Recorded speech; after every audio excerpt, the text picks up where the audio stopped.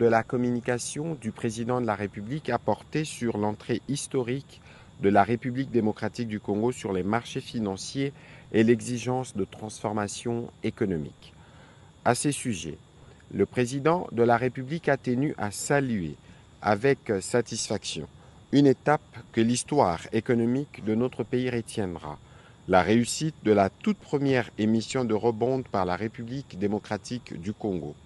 Il a félicité le gouvernement ainsi que l'ensemble des équipes, particulièrement le ministre des Finances, qui ont conduit cette opération avec méthode,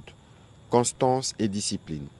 ouvrant ainsi à notre pays, dans un environnement international incertain, les portes d'un espace où seuls accèdent les États dont la parole financière inspire crédibilité et confiance. Car en vérité, ce que les marchés ont souscrit, ce n'est pas seulement une obligation financière, mais une promesse, celle d'un État gouverné avec un ordre, prévoyance et responsabilité. Historique moins par son montant de 1,25 milliard de dollars américains que par ce qu'elle consacre l'entrée de la République démocratique du Congo dans les cercles exigeants des nations qui se financent sous les regards de marchés internationaux. Cette émission, souscrite plus de 4 fois, traduit une avance de confiance. Le président de la République a insisté dès lors sur un impératif non négociable, la mise en place d'une capacité de remboursement crédible et anticipée. Des provisions annuelles devront être constituées avec rigueur et une gestion transparente de ressources mobilisées devra être assurée afin que chaque dollar engagé contribue directement ou indirectement à générer les moyens de son propre remboursement. La dette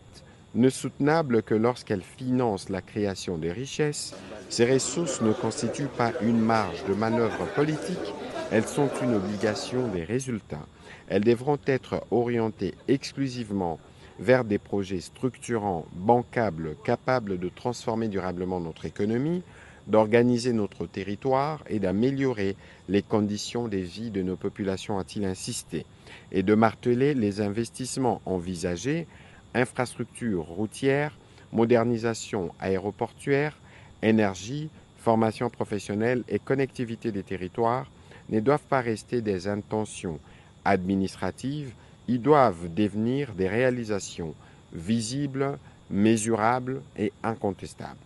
À cet effet, le président de la République a engagé la Première ministre à mettre en place une commission interinstitutionnelle chargée d'assurer les suivis rigoureux de l'exécution de ces investissements. Cette commission comprendra notamment les ministères en charge du plan des finances et des secteurs concernés, ainsi que les représentants de son cabinet. Le ministre des Finances a été, lui, instruit de garantir une traçabilité irréprochable des ressources mobilisées et de mettre en place un dispositif de suivi structuré, accessible et opposable dans le cadre de la dite commission. Enfin,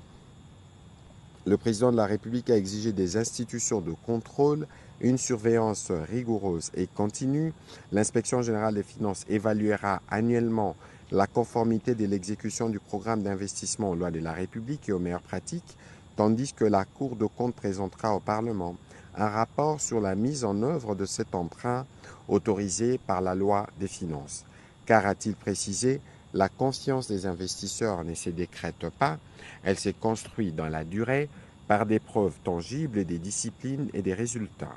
À ce titre, le gouvernement présentera trimestriellement au Conseil des ministres un rapport structuré et vérifiable, validé par la commission précitée, portant sur les niveaux d'engagement de fonds, l'état d'exécution physique de projets, les résultats observables sur le terrain, ainsi que les écarts constatés et les mesures correctives engagées. Au deuxième chapitre du Conseil des ministres de ce jour,